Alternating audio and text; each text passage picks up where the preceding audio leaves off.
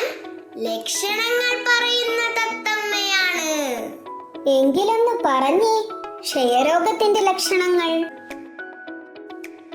2 ആഴ്ചയിലേറെ നീണ്ടു നിൽക്കുന്ന ചുമ, രാത്രികാലങ്ങളിലെ പനി, വിറയൽ, രക്തമയമുള്ള കഫം, ശരീരഭാരം കുറയുക, വിശപ്പില്ലായ്മ, ക്ഷീണം, നെഞ്ചുവേദന, കഴലകളിൽ വീക്കം, ഇവയൊക്കെ ക്ഷയരോഗത്തിന്റെ ലക്ഷണങ്ങളാകാം.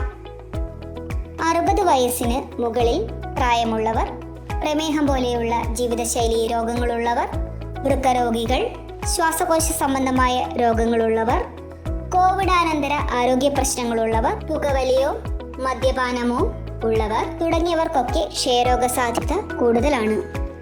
രോഗസാധ്യത കൂടുതൽ ഉള്ളവരും രോഗലക്ഷണങ്ങൾ ഉള്ളവരും നിങ്ങളുടെ അടുത്തുള്ള ആരോഗ്യ സ്ഥാപനങ്ങൾ നടത്തുന്ന ക്ഷയരോഗ നിർണയ ക്യാമ്പുകളിൽ പങ്കെടുക്കുക. പരിശോധന നടത്തി ക്ഷയരോഗമില്ലെന്ന് ഉറപ്പാക്കുക.